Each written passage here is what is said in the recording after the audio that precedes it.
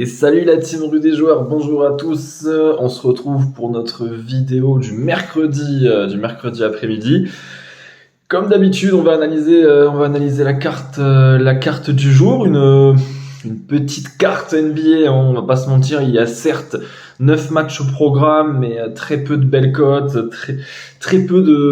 beaucoup de matchs où les écarts de niveau entre les franchises sont conséquents et ça donne quand même des cotes bien pourries ou des écarts qui sont très chauds à aller chercher. Je vous expliquerai par la suite.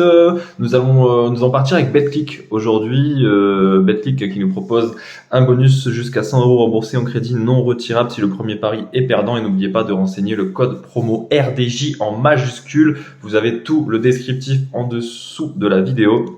N'hésitez pas à nous suivre, à activer la petite cloche et tout comme d'hab, mettez 2-3 likes, des j'aime et des commentaires, ça fait toujours plaisir. Donc on va rentrer dans le vif du sujet avec une affiche entre Charlotte et Phoenix. Voilà, je vous l'ai dit, il n'y a pas de secret et je vais vous montrer le cas typique pour cette rencontre, une cote à 1,21, 1,22 pour les Suns. Et si vous regardez sur BetClick les écarts, vous allez voir que la cote de Phoenix gagne de 5 points ou plus, elle est à 1,28. Donc pour gagner 0,05 sur un 5 points ou plus, il y a une prise de risque énorme. Voilà, honnêtement, c'est relou, c'est chiant. En plus sur cette rencontre, ils prennent même pas en compte l'arrivée de Kevin Durant. On a plein de pronostics qui sont proposés concernant Booker, Chris Paul, mais ça sert absolument à rien de les tenter parce que Kevin Durant, à partir du moment où sa titularisation sera officielle, les cotes de tous les joueurs vont baisser. En fait, ils mettent des cotes sur les joueurs sans prendre en compte que Durant sera là, alors qu'ils savent pertinemment que Durant va jouer et après toutes ces cotes elles vont se retrouver flinguées. Voilà, c'est typiquement le match qui sert à rien, où il n'y a pas grand chose à prendre. Moi, pour ma part, victoire des Suns, mais c'est le genre de match qu'il faut traiter et je le fais, mais honnêtement, il y a rien à prendre sur celui-ci. La prochaine affiche de la soirée, Pistons Bulls. Bon là, en revanche, la cote est un peu plus haute. Les Pistons sont 15e de conférence Est, n'ont plus rien à jouer, ils restent sur 5 défaites de rang.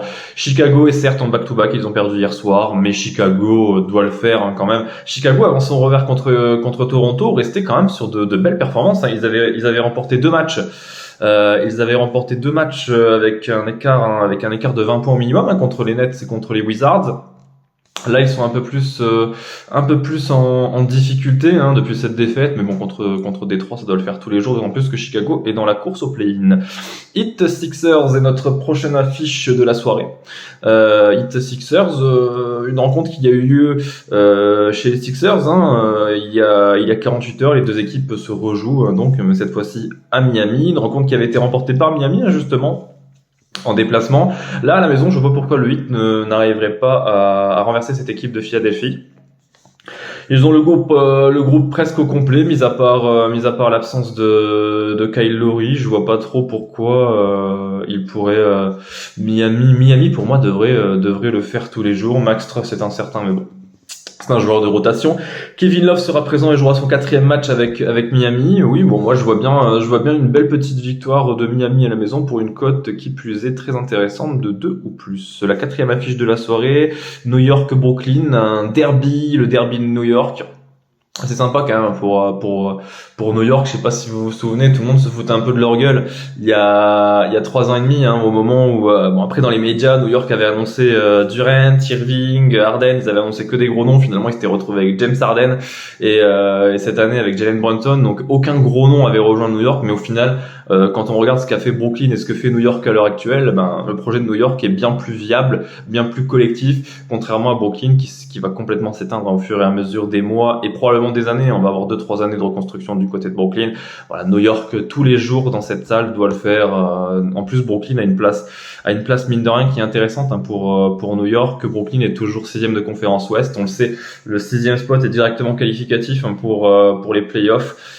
Il n'y a pas de raison pour que New York ne le fasse pas à la maison. Même le petit écart aurait été envisageable sur cette rencontre. La cinquième affiche de notre soirée, Celtics Cavaliers, c'est probablement la plus belle affiche de la soirée, mais là encore, il n'y a pas grand chose à prendre, hein. Bon, au moment où je l'ai pris, les pronos joueurs ne sont pas encore rentrés, et je vois mal Cleveland quand même rivaliser, hein, face à Boston. Boston qui, rappelons-le, a perdu, hein, sa première place de la conférence Est au profit de Milwaukee, mais Boston à la maison, c'est 24 victoires pour cette défaite. Il faut se lever tôt pour les prendre, et voilà, typiquement Cleveland, c'est l'équipe qui arrive à rien en déplacement, qui est sur 13-18, presque le même bilan, hein, que Boston, même un peu mieux, 26-7 à la maison, mais en déplacement, voilà, c'est là que Boston 20-11 en déplacement, Cleveland 13-18. Tant que Cleveland n'arrive pas à élever son niveau en déplacement, cette franchise ne pourra absolument rien faire pour le titre. Et là, voilà, là, ils vont jouer dans la salle la plus chaude, l'équipe la plus forte de la conférence Est sur son sol. Bon, je vois mal comment Boston pourrait perdre cette rencontre. Encore une fois, là, c'est des petites cotes, hein, je m'en excuse, mais bon, la carte n'est pas non plus top. Bucks Magic, justement, la prochaine affiche de la soirée. Milwaukee, on l'a dit, ils l'ont prise, hein, cette première place de conférence Est. 15 victoires de rang aussi pour des Bucks, hein, qui sont invaincus depuis presque un mois. C'est un rouleau compresseur, cette franchise, hein. Ils ont gagné hier soir 104-118 contre Brooklyn. Là, ils vont jouer Orlando, une équipe d'Orlando qui carbure très très bien. Et Milwaukee, mine de rien, sera en back-to-back. Et moi, j'ai envie de tenter, bon, je vais pas tenter Orlando, mais le Orlando plus 10 à 1,60 me paraît plus que convenable. Le prochain match de notre soirée NBA, Thunder Lakers. Bon, là, on a des belles petites cotes, hein, des cotes très équilibrées, 90 Thunder, 95 Lakers. Moi, en termes d'ambition, en termes d'objectifs, je vois pas comment les Lakers, même si les deux équipes sont en back-to-back, je vois pas comment les Lakers pourraient le lâcher, celui-ci. Honnêtement, si celui-ci le perd, c'est terminé, limite, hein, pour le top 6. Rappelons-le, il reste 20 matchs, le Thunder est 13e, et si le Thunder gagne les Lakers, il passe devant, donc ça veut dire que les Lakers repartiraient à la 13e place de la conférence Ouest. Je pense que ça serait un coup de massue irréversible sur la tête des Angelinos, et à aucun moment je vois honnêtement le Thunder remporter cette rencontre, hein, malgré tout. Voilà, les Lakers, on le sait, c'est une équipe qui a énormément d'ambition. Le Thunder, j'ai envie de vous dire, ils ont plus ou moins réussi leur saison, hein, donc c'est déjà plus ou moins pas mal, hein, ce qu'ils ont réalisé depuis le début de la saison.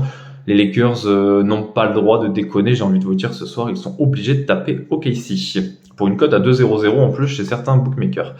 Nous arrivons à la fin de cette carte NBA. Rockets Grizzlies est notre avant-dernière affiche de la soirée. Bon, là encore, il n'y a pas grand-chose à prendre. Je vous invite, hein, vraiment à regarder chez les bookmakers. Honnêtement, c'est pas terrible, hein, les cotes sur les écarts. On va retrouver une cote pour Memphis gagne le match sans les prolongations à 22, et le Memphis gagne de 5 ou plus va monter à 28, à 29. Voilà, ça vaut absolument pas le coup, hein, pour 5 points d'écart de rajouter l'écart. Honnêtement, on veut même partir sur Memphis à 22 en sec, et j'ai pas envie de rajouter grand-chose, hein, là-dessus, mis à part que Memphis doit faire le boulot, doit enchaîner après une victoire contre les Lakers de LA hier soir. Voilà, Memphis 1-22, ça me paraît plus que correct. Notre prochaine affiche de la soirée et la dernière, Blazers Pelicans, rendez-vous dans la Moda Center. Donc une affiche très importante pour les deux équipes, très très importante. Là, c'est la 10e place qui se joue, qui est actuellement occupée par New Orleans avec un bilan de 30-32, mais Portland avec un bilan de 29-32 prendrait cette 10e place, hein, provisoirement en cas de victoire. Portland à la maison, c'est 17-14. New Orleans en déplacement, c'est une tristesse absolue, 10 victoires, 21 défaites. On le sait, en plus, c'est une franchise qui n'y arrive plus du tout depuis que Zion Williamson est blessé. Là, actuellement, elle reste sur une série de 4 défaites de rang, et j'ai envie de vous dire, elle a quand même bien touché le fond, encore une fois, il y a 48 heures, en perdant contre Orlando 93-101. Autant New Orleans, c'est une équipe qui est nulle, mais qui est nulle depuis l'absence de Zion Williamson, mais cette équipe, mine de rien, elle gardait quand même une certaine fierté à la maison, elle commence à en perdre pas mal aussi à la maison.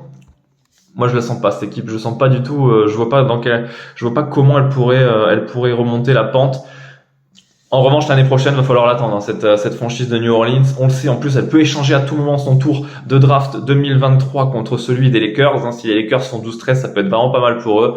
Mais cette année, voilà, Zion Williamson n'est pas là, et c'est trop compliqué pour des Pelicans qui devraient s'incliner dans une des salles les plus chaudes de la NBA.